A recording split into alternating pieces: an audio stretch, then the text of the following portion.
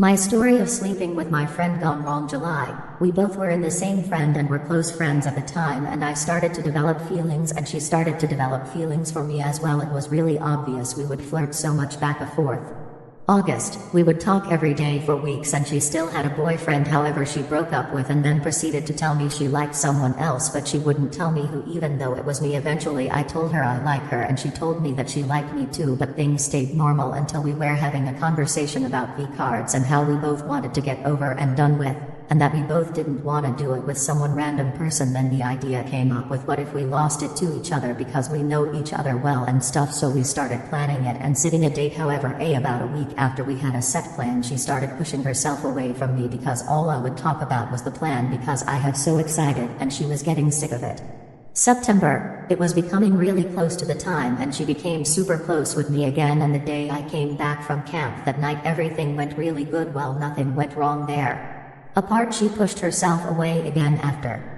October, everything was good. Me and her and another friend was hanging out and she went back to hers when my friend was staying over, and it was late and my friend was fast asleep and I was texting her, and we decided that the next day we would do it again once my friend left, and we would go back to her place because she was home alone and I had to sneak into her place. Everything was good until halfway through she got turned off and I felt like shit. I thought it was my fault even though she said it was because of the bird in the fireplace she had to get rid of after we were sitting there. It was so bad I went home after a while and I walked home crying, and I was in a depressed for a month. I relapsed because of that. My mental health went down so bad. My dad's last wish remains unfulfilled and his sisters are at fault. Hello, I am Chi, 21, F, and first of all I wanted to say that English isn't my first language and so I apologize for all the mistakes I make, but I still hope that you can understand what I mean, and thank you all for reading this story. I don't know who to tell this story, so I thought to myself, why not tell some strangers for some context. My mother was married with my biological father until I was 16. He was what you would call a bad human being, a waste of good oxygen. He didn't just cheat on my mom several times, he also hit her, screamed at my older sister on several occasions for everything she has done or hasn't done. He destroyed most of my sister's stuff, spent all of the money my mom earned on alcohol, and many more things. So finally he moved out of our house, got his own life, cheated on some more women, and my naive SS still had some contact with him for a while. While he destroyed his life even more, my mom was having a good time. She could finally breathe again, and after some time she contacted her best friend of 23 years again. They hadn't seen or heard from each other often because he couldn't stand to see her be in an abusive relationship, so they only got in contact when it looked like she would divorce him. Sadly, it took a few tries.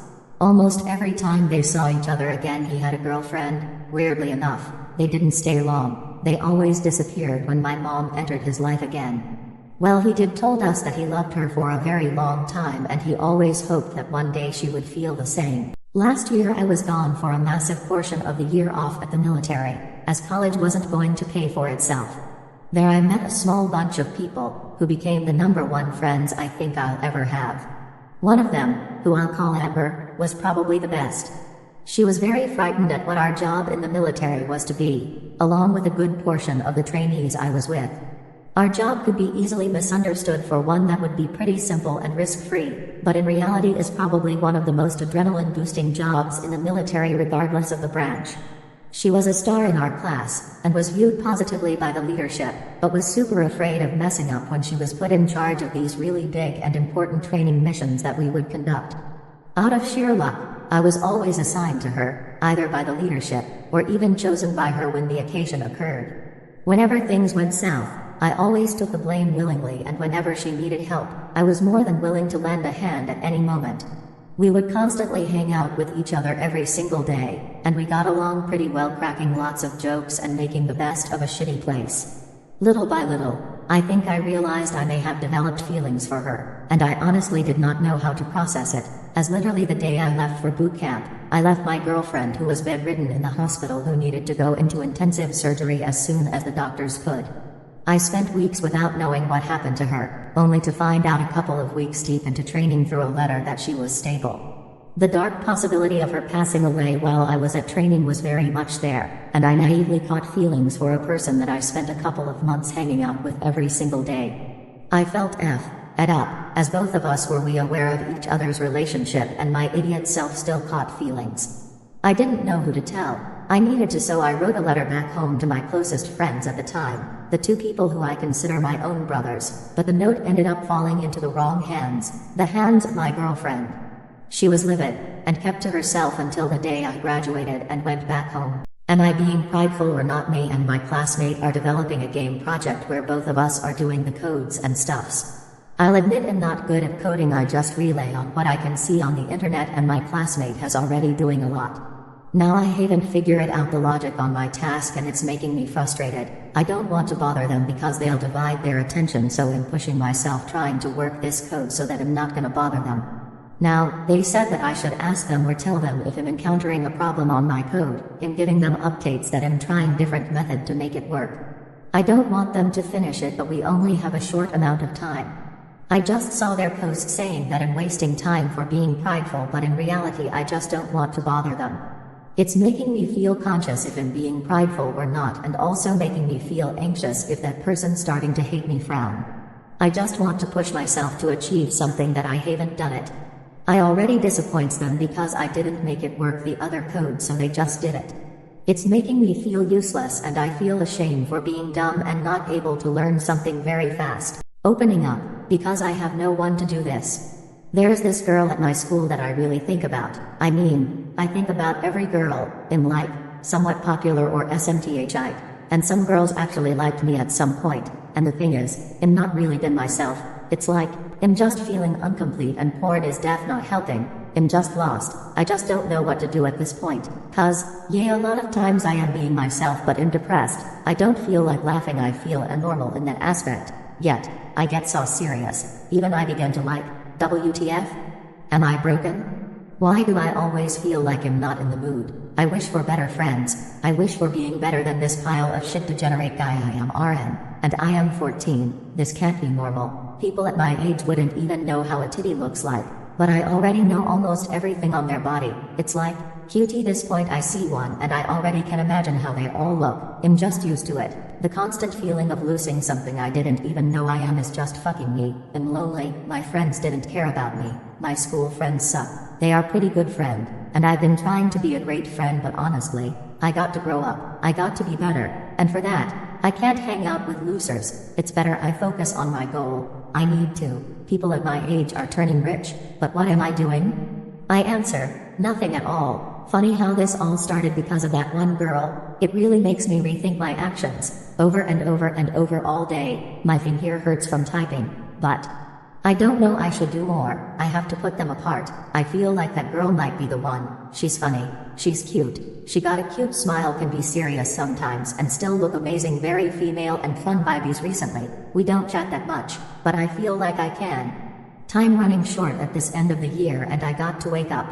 I have the urge to watch porn, literally right now, but, as I remember it, it's not even fun anymore, so I am going to ignore her and be firm with my choice to be better, and be with her. Answer me with what you think about this. Or not, but if you do put your opinions, I'll repost this on my profile posts. Good night for y'all, peace. I feel forced, or should I feel forced?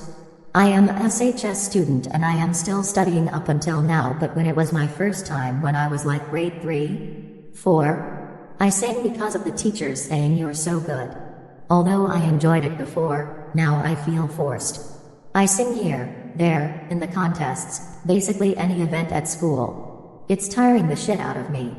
I even remember when I said that I had a sore throat because I didn't really know what was puberty before and my throat really hurt that time. The next day, the teacher said that I didn't take care of myself and did not practice enough, even if it was a completely natural that I would go through puberty. I know the teacher would be mad, that I should have told the teacher that I was having a severe sore throat, but that Dimba's teacher didn't even look at my chats. If this was my fault or not. Recently though, I got in again to a competition and said that I couldn't do it, but the teacher says that you can definitely do it. It might be a motivating one, but I am so fucking tired. We actually lost and now the teacher blames me that, well, that was all that you got. And why'd you join anyway? These conversations were spoken in a different language. I hate singing now and I'm trying to move into arts. I'll hope that I can sing when I really enjoy it. Discovering humanity in the midst of conflict. My experience. I wanted to share my experience with a book that left a lasting impression on me. Whispers from Gaza. This isn't just a book, it's a journey into the heart of a place shrouded in conflict and misunderstanding. What struck me the most was the author's ability to weave human stories in the midst of chaos. Each chapter felt like a window into the lives of individuals, each with their own dreams, struggles, and resilience. The narrative is so compelling and vivid, it almost feels like you're part of the story. This book goes beyond the headlines and statistics we often hear. It brings to light the human aspect that is often lost in the noise. Reading it has been an emotional and eye-opening experience, offering a new perspective on understanding and empathy. For anyone who appreciates stories that delve deep into human experiences and emotions, especially in challenging environments, I highly recommend Whispers from Gaza. It's a testament to the power of storytelling in bringing to life the realities of people in difficult situations.